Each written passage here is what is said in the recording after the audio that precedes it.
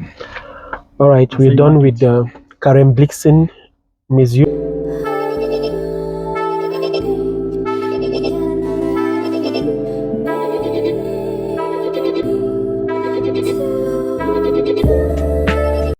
On the same day after visiting the Giraffe Center and also the Kobetov Bead Factory, we had to make a quick stop at the Karen Blixen Museum. This is a museum I've always wished to visit after watching the movie Out of Africa, which was shot at this museum in the year 1985. We were greeted by this young man, Mr. Hillary, who is our tour guide for today. He received us from the gate and took us directly inside the compound. Looking at this compound or this museum yard, it's so beautiful. The greenery is so much beautiful to see. And the museum itself, as we walked by to go get a seat, so he could give us a brief history about this museum. First, I would like to commend Mr. Hillary, the tour guide, for the mastery of the history of this museum. This guy took his time to explain to us from the beginning how this museum came about. Whilst he was talking, I just spent some time looking around the museum and I saw some of the old machines that were used by Karen Blixen in the 1900s to plow her coffee farm. Behold, the magnificent Karen Blixen Museum. I kept staring at this museum as I admire how beautiful it looks until this age. This museum is a beauty to behold in the sight. I kept looking at it. It's so beautiful. Don't you agree with me? If you agree with me, please leave a comment on the comment section. And also do not forget to subscribe if you enjoy videos like this. We were told Karen Blixen was a Danish author who got married to her Swedish husband of the name Baron Bro Blixen Fineke. I hope I'm pronounced the name right. Karen and her husband bought this house in the year 1917 from a Swedish engineer, and it became the farmhouse for their 6,000 acre of farm, of which 600 acres was used for coffee farming. Karen and her husband later had a failed marriage after 8 years, and the Baron moved, leaving Karen to run the farm all by herself. To cut the long story short, Karen lived at the house until her return to Denmark in the year 1931. The house was sporadically occupied until purchased in 1964 by the Danish government and given to the Kenyan government as an independent gift. We also got to discover some of the machines that were used by Karen Blixen to maneuver around her land.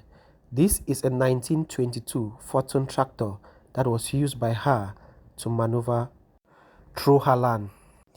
Karen also owned some wagons that she used to transport the coffee that was produced in the farms. These wagons were being pulled by 15 to 20 animals. She must have had a lot of animals, I think.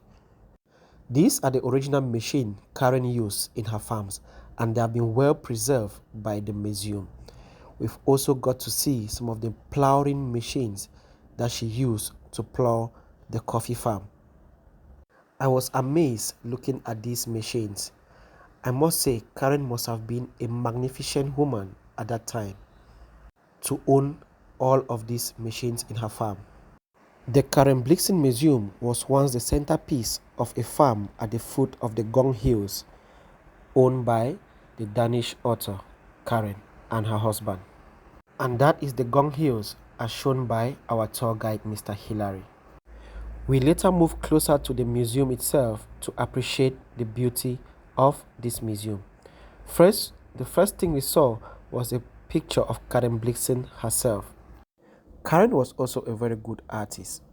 This is one of the paintings she did of the most beautiful girl in her farms. This girl worked for her. At that time, because of her beauty, her dowry was taxed to be about 250 goats.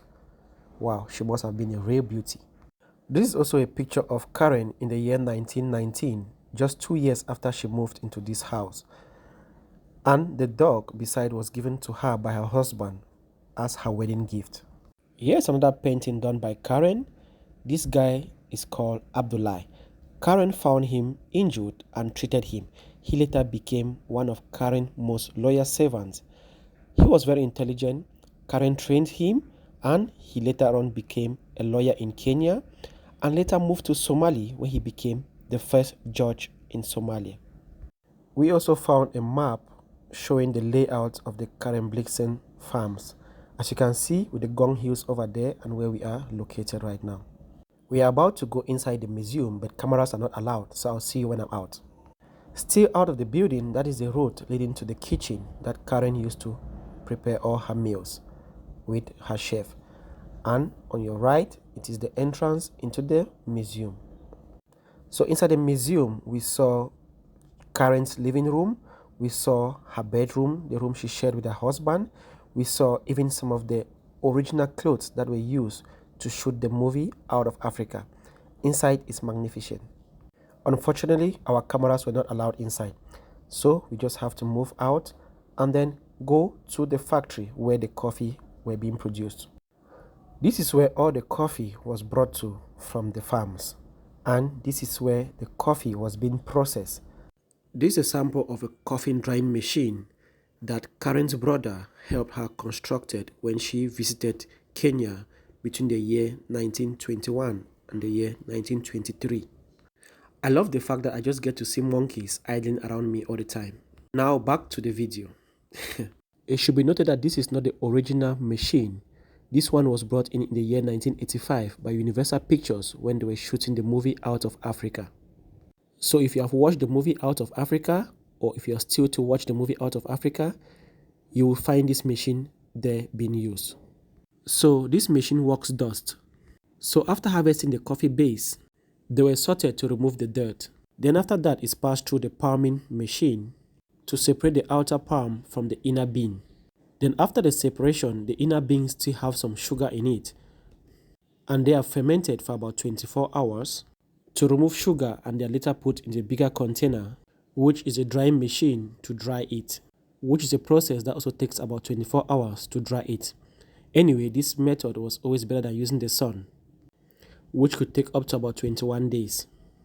And that's it, guys. Today we actually got to see the Karen Blixen Museum. We've seen inside the factory.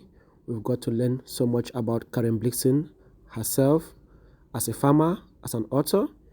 And later on, we just walked out. We saw some of these nice, beautiful artistry works done by some artists around here. We picked up one or two for ourselves for souvenirs. And the last thing we did was we went to the table to mark our presence at the Karen Blixen Museum. So the tour guide asked us to locate our country where we're coming from. I noticed nobody from Cameroon has been here. Why is there no stick on this board? Anyway, I'm here for the continent. I'm here for Cameroon. So I'm just going to stick my presence that I've been here. So if you're a Cameroonian watching this video, I would love that if you visit this place, try to stick yourself on the map, just like I did here.